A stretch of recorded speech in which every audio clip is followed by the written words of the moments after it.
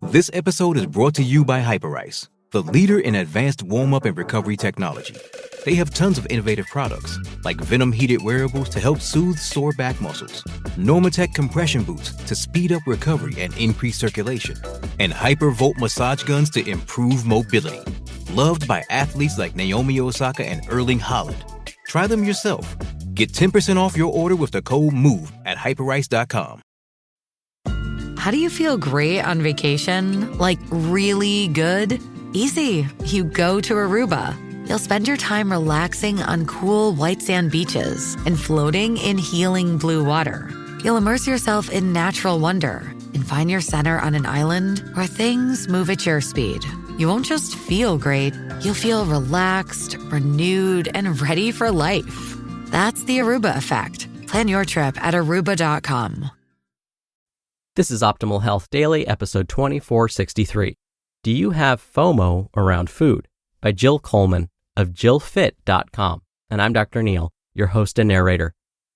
Hey there, happy Sunday and welcome to Optimal Health Daily, or OHD, where I read to you from some of the most popular health and fitness blogs online.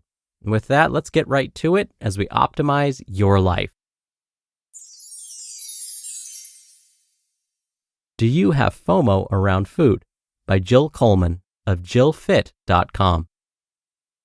I have a clear memory of being 5 years old at my babysitter, Mrs. Kelly's house, and being given a Dixie cup with cereal in it as my afternoon snack. There were a few other kids my age who got the same, and I honestly remember, even at that age, looking at the other kids wondering if they felt as I did, that this can't possibly be all we get. How are they not all still starving? It's funny. When I started thinking about the topic of food anxiety, I noticed that my entire life has been dotted with similar experiences.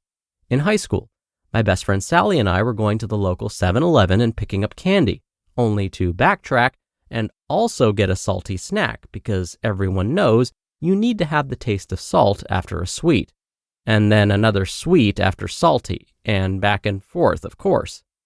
Because I would only choose candy items based on how long they took to eat, I would never get Reese's Cups because there are only 2 of them.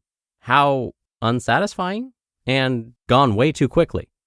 After college, when I was teaching a bazillion fitness classes every week and doing 2 or more hours of cardio a day, I exercised so that I could eat whatever I wanted, even though the look I was carrying at the time was a waterlogged cardio one.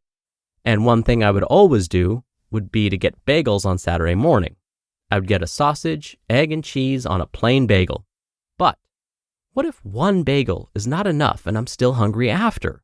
So I would also get a cinnamon sugar bagel with cream cheese too, because the savory sweet alternating thing again.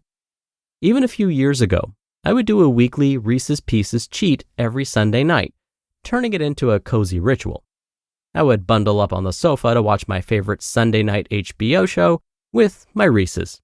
And here comes my partner holding their hand out for my Reese's.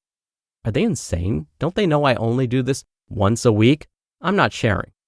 Thus, I started getting them their own separate bag that I could then throw at them when they reached for mine. Ha!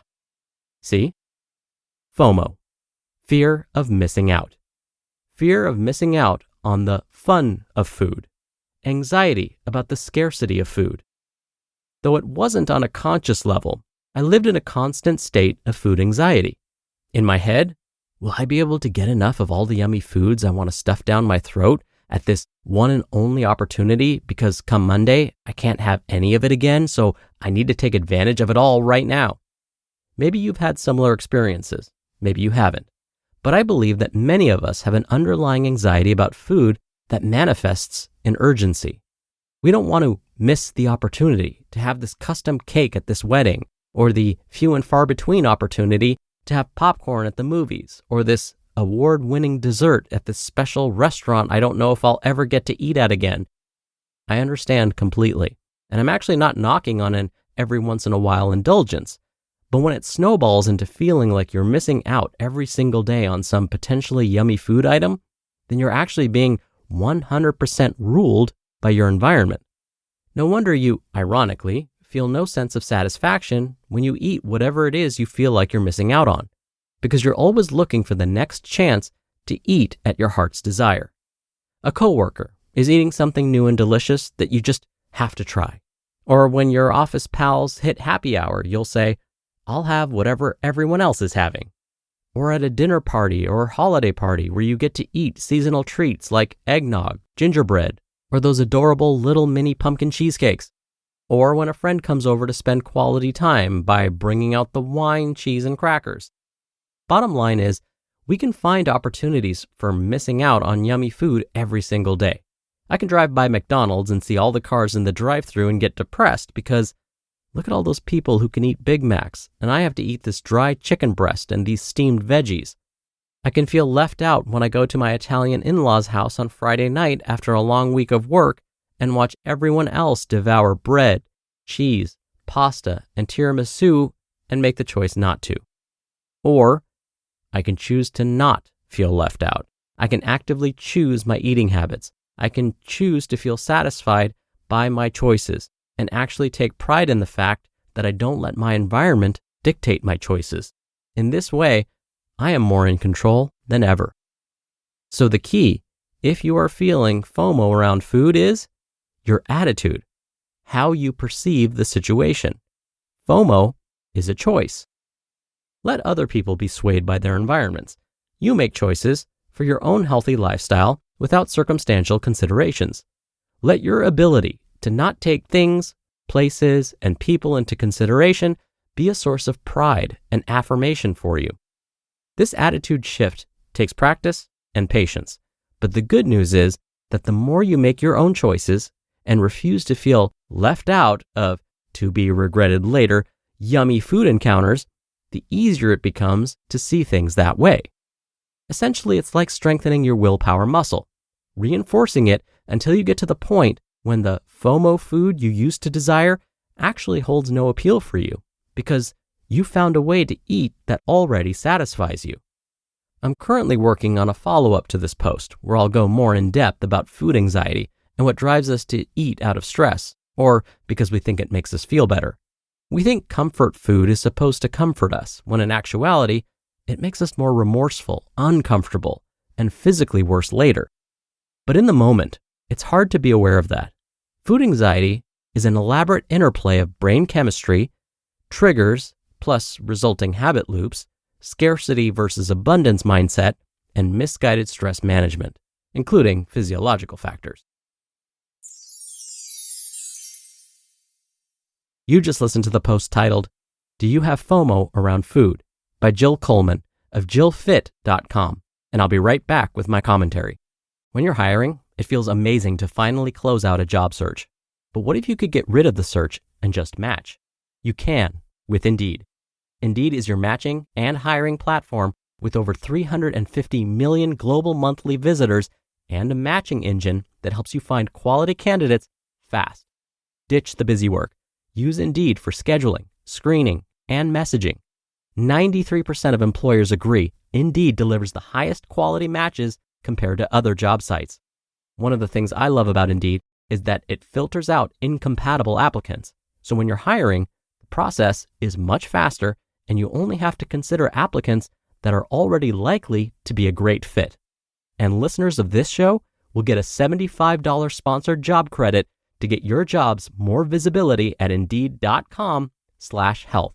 Just go to Indeed.com/health right now and support our show by saying you heard about Indeed on this podcast. Indeed.com/health. Terms and conditions apply. Need to hire? You need Indeed. Dr. Neil here for my commentary. I was so happy that today's author, Jill, was so honest with us in her post. Jill admitted, obviously, she experiences food FOMO. Well, Jill has inspired me to be honest too. Believe it or not, I experience food FOMO. Quick story. Recently, I was at Disneyland with my family. We were celebrating birthdays. And we know that birthdays aren't just about a trip to an amusement park because calories don't count on your birthday, right? Note the sarcasm in my voice. Of course, calories count. They count every day. But because we were celebrating birthdays and we were at Disneyland, every family member in my party said they have to eat a Disneyland churro. Now, in case you're not familiar with what a churro is, It's basically a fritter. So, dough that's been deep fried. As if that's not delicious enough, after it's been deep fried, with a churro, the dough is then rolled around in cinnamon sugar. So, these deep fried cinnamon sugar coated churros are a Disneyland specialty. Plus, at Disneyland, they make these churros super ginormous. They're about 16 inches long, or about 41 centimeters. So we're talking 16 inches or 40 centimeters of fried dough and sugar. It wasn't surprising to me that everyone wanted a taste of a Disneyland churro. What did surprise me was that everyone wanted their own, because again, they're ginormous. I was the exception. I said I was still full from lunch. So everyone's sitting around enjoying their churro, and I started to get a little food FOMO. See, I had a point to this story. I mean, come on, it's hard to resist the smell of fried dough and cinnamon sugar. I am human after all. So even though I was still full from lunch, which was true, I gently asked a family member if I could have a bite of one of their churros. They graciously agreed. I carefully broke off about an inch of fried dough from the top and savored it and felt perfectly satisfied. I didn't need any more than that little bite. So all of this to say that even if you experience food FOMO, it doesn't mean you have to indulge completely. Sometimes 1 or 2 bites are enough to satisfy. All right, that'll do it for today's episode. Thank you so much for being here. Thank you for sharing this show. Thank you for listening every day. I hope you have a great rest of your weekend, and I'll see you back here tomorrow where your optimal life awaits.